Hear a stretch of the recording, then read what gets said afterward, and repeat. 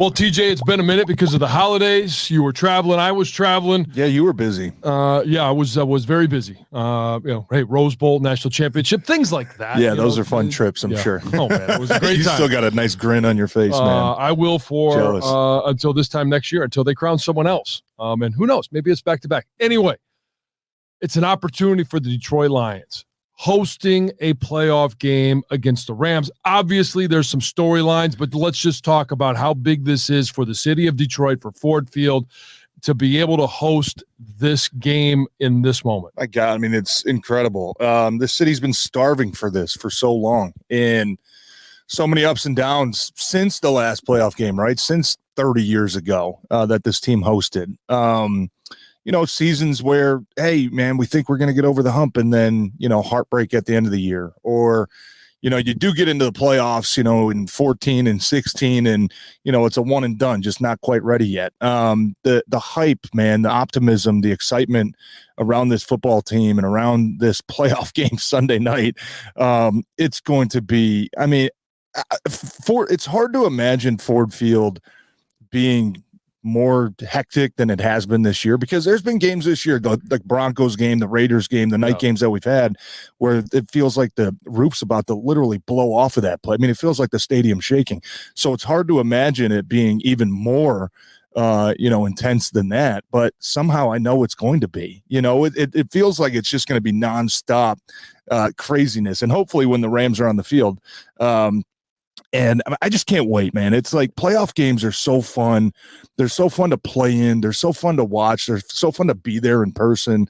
And this city deserves it, man. They deserve to go down there and have fun, man, and have the time of their freaking life. And hopefully this team can reward them with a win, because there is nothing like winning a playoff football game, man. The feeling that you get after that, and you start to really build hope that, man, maybe we can do something special this year, starts to sink in. So I can't wait. I mean, I'm going to be probably a kid on Christmas morning, when Saturday night comes around and Sunday morning. I don't know if I'm going to be able to sleep. I'm already excited as hell to get down there, but I can't wait, man. It is going to be one of the best environments that I think I've ever been in person, in a stadium, in a game. I can't wait to see what it's going to feel like. And I hope the players can use that adrenaline, to their advantage. So we always ask the question, or at least we always kind of wonder, Dan Campbell, what he's thinking in terms of, hey, you go out there, coin flip. I know what I would want. I would want the defense to be out there, other than, as an offensive guy, I would love to go out there, set the tone. But because of that environment, and the fact that defense, you can go out there and just fly around. You can build even more momentum in that very first possession. If the Rams have the ball and the defense is flying around, it's a 3-and-out, whatever happens. Yeah. And now all of a sudden you think it's going to be jacked up at kickoff. Now it takes it to another level. Now you get the ball. Would you prefer to be on the field first, or should they defer if they win, the coin toss? Yeah, I thought about this a lot throughout the week, and honestly, I'm kind of opposite of you. I think I would want my offense out there first, because look, this offense, I think, is going to be expected to carry this team Sunday night. They're going to be expected to go out, start fast, and keep it going the entire game. A part of that too, defensively speaking, I think that as a player, when you get in these huge moments and the crowd is so rowdy and your adrenaline is flowing and pumping, I think it's easy for defensive players to kind of get out of control, in a sense, where you get so jacked up to go make a play that, man, you're just flying around and boom, you get hit with the play action pass, or you blow an assignment, or you miss something. You know what I mean? Or hey, you get too riled up and you go throw a late hit on a guy, right? Like, we've seen that before. And we saw it. I mean, the Packers game on Thanksgiving, they defer the ball. I mean, loud as hell in there, right? First play of the game, Jordan Love hits a 55-yard bomb over your head, and it's like, whoa, just completely drain the building, right? Wow. So I think it is, hell yeah, if you can start the game on defense, get a 3-and-out, I mean, you might set a noise record in stadium at that moment. Yeah. But for me, just how I envision this game going, I would like to have my offense out there. I want to see Jared Goff go out there with some tempo, set the rhythm, look across the field and say, you know what, if you're going to beat us, you're going to have to outduel us today. Because offense, and I even got the sense of this being down in the building a little bit this week, that a lot of the offensive guys are like, man, we know we're going to have to score points. It's going to be on us. They've got a good offense. Stafford's a really good quarterback, good playmakers. We know it's going to be on us. We got to go score points. So taking all that information, and I feel like, you know what, you win the coin toss, or even if the Rams win the coin toss and defer, you win the coin toss and take the ball.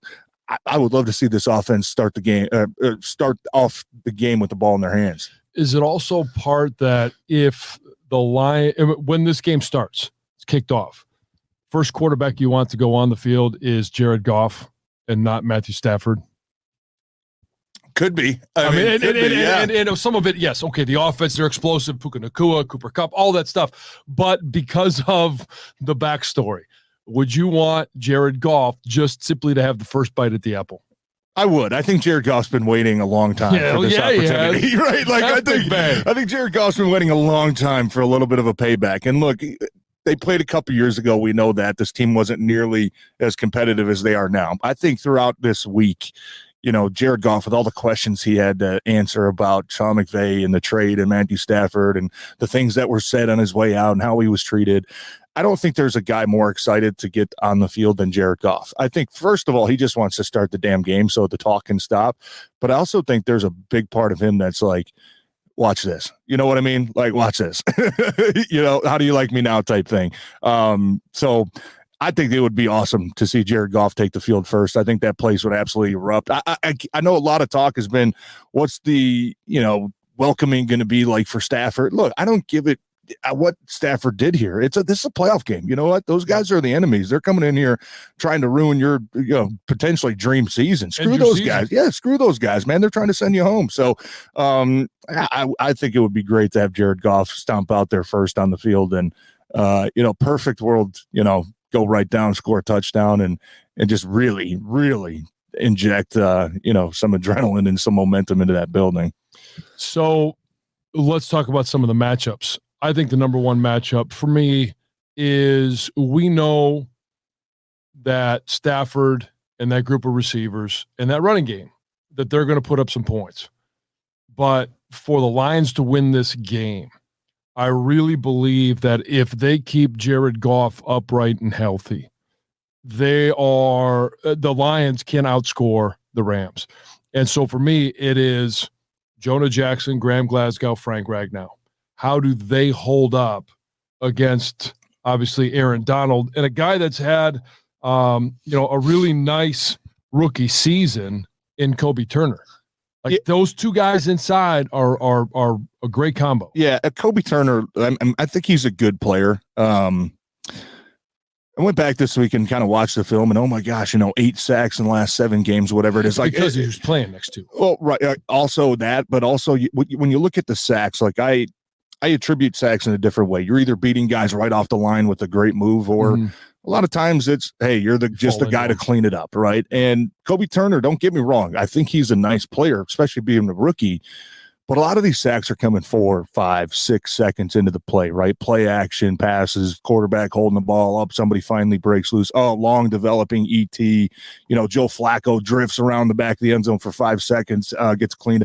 You know what I mean? So I think Kobe Turner's nice, but I think those stats are inflated a little bit, where he's been in the right spot at the right time. Now, certainly, I think he's a guy that you can't sleep on. I mean, he does have some nice to him now. He's got some wiggle. He's got some nice hand usage. You can tell Aaron Donald's kind of passing down his whole karate chopping, butcher knives, that he does to Kobe Turner, because he does have some nice hand movement. And I think the offensive line knows that, but it's still, for me, it's 99. How do you shut down 99? And look, I think having him being an interior guy sometimes is easier to slide the protection to. You can park a center on his hip. You can even sometimes keep a tight end, and then now you're keeping the tackle a little bit more heavy on the defensive tackle before you bolt out.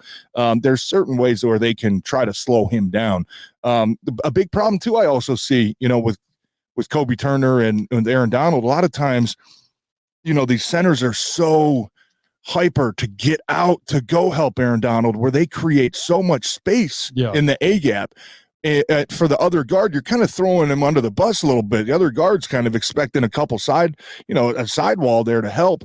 Well, some of these centers go out flying out. Now you got 6, 7, 8 feet of room, with a defensive tackle. I mean, that's a hard matchup, right? So I think Frank Ragnow's certainly going to have his eyes peeled on 99 this week, but part of you also needs to say, hey, I got to be patient. I got to help. If I can help both guys, if I can stay strong in the A gap to my right, and then if I see an inside move from 99, boom, I'm there to help. That's how you try to shut these guys down. You can't just go flying around because you're putting too much pressure on your other offensive linemen. It starts with them. And look, you should be able to score points, right? You said it. I mean, if you take care of Jared Goff and you give him time and you can run the ball and you get this play action game working, I know we talk a lot about our secondary and the holes that they have.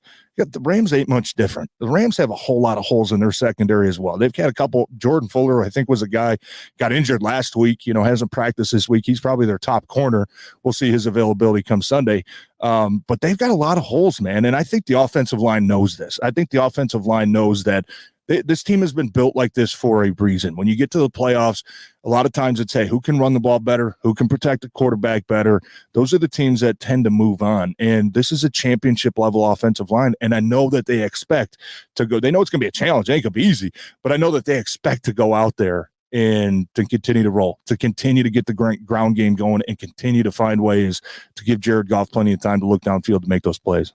Yeah, I agree. I think that this offense, and I think really what I'm looking at when I talk about those inside two guys, like Graham Glasgow, while I know he was brought in to be the backup, he's earned the right to be a starter. I'm calling him a starter. Yeah. He's a good player. Frank, we know what this offense is able to do with Frank at the center position. And when he is healthy, and he's as healthy as he's going to be, I'm excited to see him play. The question I have is, can Jonah Jackson hold up against Aaron Donald or even Kobe Turner in the pass game? Jonah Jackson's not his forte, not his specialty, is certainly not pass protection, but we all know his contract is up at the end of the year.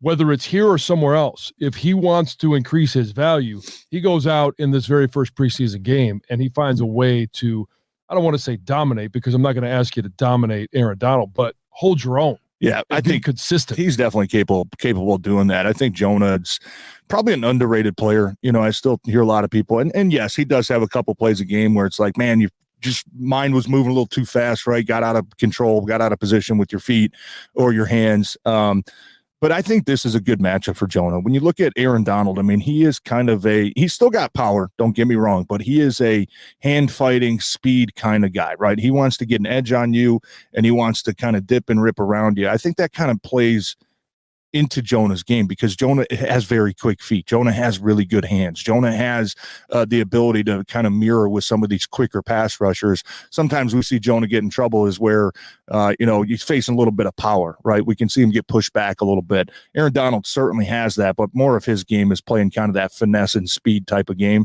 And I think Jonah it matches up well to what Jonah does. So yeah, and you're right, man. This guys know that too, right? I mean, you always know when you're in a free agent year, a contract year, that hey, man, this game matters. Like no matter if it's maybe the Lions want to see how I perform before they offer me a contract, or where there's 31 other teams out there, man. Somebody's going to watch this game, and this could either make me a lot of money, or it could maybe change a lot of minds to say, maybe he's kind of a middle tier guy instead of a top tier guy. I think Jonah's capable of being a top tier guy, but I think, he's going to be asked a lot this week. I mean, him and Graham both, they're going to be asked a lot with those defensive tackles inside. And for the most part this season, they've shown that, they can hold up and, they can perform at a high level. So I don't expect anything different. No, I don't really either. And when the Rams have the ball, how is the Lions defense able to slow down this offense? How are they going to be able to match up? Obviously, you want to put pressure on Stafford. We know what happens when you put pressure on him, but you can't always count on that, especially with this defense. And you don't always want to have to bring that extra guy, which they've been able to do since that Denver game. I think Aaron Glenn has done a great job of calling the defense, picking and choosing times to add in an extra guy, bring a linebacker, bring somebody off the edge. But when you're talking about it's Tyler Higbee, you throw him in there along with Nakua, along with Kupp. Like, it's a formidable pass game. You don't always want to be adding in an extra guy. No, I think look, you got to stop the run. You know, if these offenses are very similar to where yes, Matthew Stafford can sling the ball. Yes, they have two really, really good receivers, but they still want to run the ball. They still want to run the ball 25 times a game, 30 times a game, so where they can live in their play action game. That's where Matthew Stafford likes to take a lot of shots down the field. When you start sucking those safeties up, when the linebackers start getting overly aggressive and opening up a lot of room, kind of that middle of that defense is where this Rams team makes a lot of hay, just like the Lions. You know, we know when the Lions, a lot of times this year when their run game been shut down, I mean, they're not really built to go throw the ball 40, 45, 50 times a game. That's not how they want to win.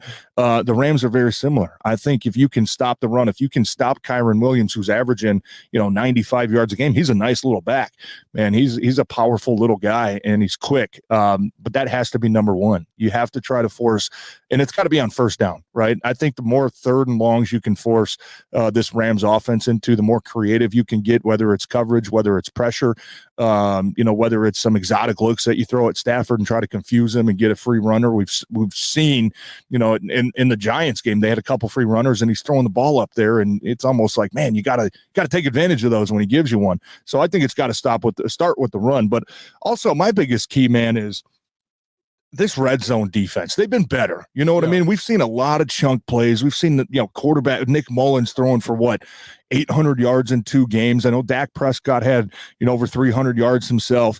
But when you look at it, I don't really have a problem with that as long as you keep him out of the end zone. You know what I mean? Because even that Vikings game, it's like, man, you're getting burned. Oh my God, Nick Mullins, you held him to 20 points. Yeah. You know what I mean? Yeah, that's the bottom line for me. That is black and white. How many points are you allowing? I don't give a if he throws for 500 yards. Can you keep him to 20 points? Can you keep him to 17 points? That is all that matters. Can you play that bend but don't break? We're going to let up a couple big plays because we're going to be aggressive. We're going to send safeties at time. We're going to send corners at time, right? They might catch us in a disadvantageous position where they're going to make plays. But you know what we're counting on? We're counting on, the 4 or 5 sacks that we've been getting a game. We're counting on getting the couple takeaways that we've been getting every game. That's how this defense is trying to make a difference. You know what I mean? We're going to get burned at times, but also we're going to get ours too. We're going to hit the quarterback a couple times. We're going to get a couple picks. We're going to get a couple, sack fumbles, right? I think that's kind of the trade-off when you look at, man, we're letting up all these chunk plays. Okay, we're also hitting the shit out of the quarterback. We're also getting a couple interceptions. Like, you know what I mean? For me, that's a good trade-off because as long as you can keep teams out of the end zone, I'm totally fine with it. So I think defensively, look, how are they going to play these guys, right? Are we going to see more of a man coverage? Or we're going to see more of a zone coverage? Or we're going to see more a 3 safety look like we got a little bit last week against Minnesota with CJ coming back?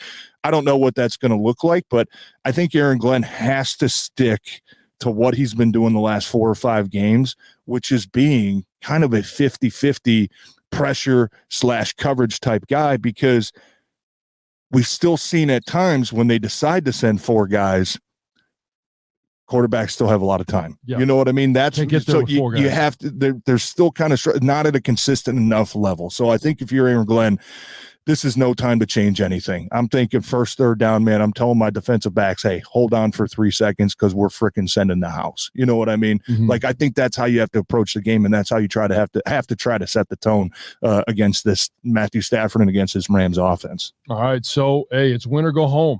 All right, Lions. Home playoff game, NFC North champs. The banner was up at Ford Field for that last game against the Vikings.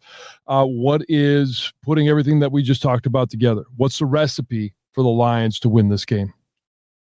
Recipe, I think you got to dominate the line of scrimmage on both sides. I mean, you have to be able to run the ball. You have to be able to protect. And look, defensively, if you can slow down this Rams rushing attack, you're going to make it a lot easier on yourself. So I think for me, number one is control the line of scrimmage on both sides of the ball. Obviously, playoff games, everything seems to be magnified.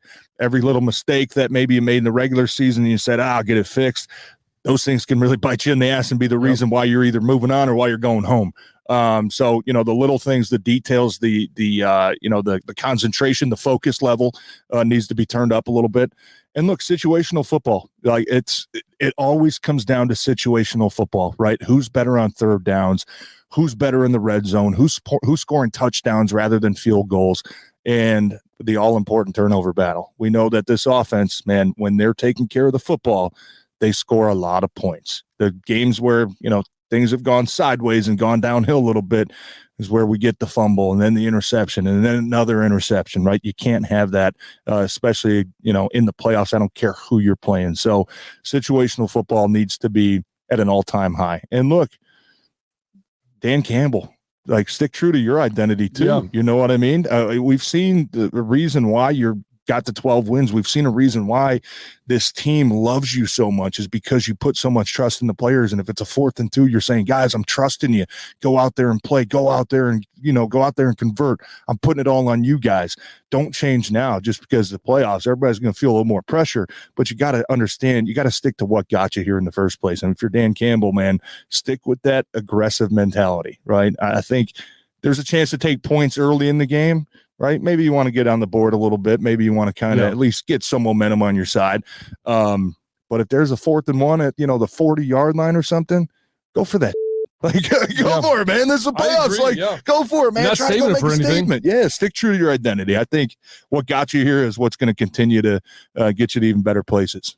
I agree with you. And it's about how the offensive line for the Lions, defensive line for the Lions could control the line of scrimmage. If you control the line of scrimmage, you're going to control the tempo of the game. You're going to win time of possession. You'll win field position battle. All of those different things, all of the other things that we talk about that determine the outcome of a game, turnovers, everything that we talk about can be settled if you just own the line of scrimmage more times than not. Now, sure, is there an outlier? Yeah, but in the NFL playoffs, if you do the basics, if you are good at controlling the line of scrimmage, you're going to win a lot of games up front. Yeah. And the last thing I would say, set the damn tone, man. Throw the first freaking punch. You know what I mean? There's a lot of questions around this team. Oh, not a lot of playoff experience. Oh, we don't know how they're going to be able to handle it. You know what I mean? Sometimes you can get to a game and be like, okay, let's go feel it out first, right? Let's feel out the tempo. Let's feel out the speed. Let's feel out the intent. No, screw that. You be the one to go, because the Rams, guess what? They don't have a whole lot of players still left on their team from 2 years ago when they went to the Super Bowl either. They got a bunch of guys that have never been to a playoff game either. Go show them what a playoff game looks like. You know what I mean? You got everything on your side. You got in your own stadium Sunday night. You got your home crowd, right? You got guys with playoff experience on his team, Jared Goff, Taylor Decker, Graham Glass, CJ Gardner. You have to go lean on those guys, but go out there and set the freaking tone. You know what I mean? Punch him in the mouth, whether it's offense, defense that takes the field first. You should be walking off the field after that first drive, just staring at the Rams sideline, just like, let's go. Let's go. Yeah. This is how it's going to be all damn day. Let's go. Throw the first freaking punch. Well, TJ, I'll see you down there. My wife got me tickets, so we're going to be down there Sunday night. I know, obviously, you're going to be on the sidelines working. It's going to be a hell of a lot of fun. It's going to be loud, and hopefully we get might not get another home game, but hopefully we get another game this year. Man, I can't wait. I don't think I'm going to be able to sleep this weekend. I'm so damn excited already. I know. Well, hey, we'll make sure because of the holiday on Monday, most likely we will come to you on Tuesday with a new podcast. But enjoy the weekend. Enjoy, hopefully, a Lions playoff home victory. First one in 30 years, or home playoff victory. First one in 32 years, if that happens. But we'll talk to you next week on Necessary Roughness.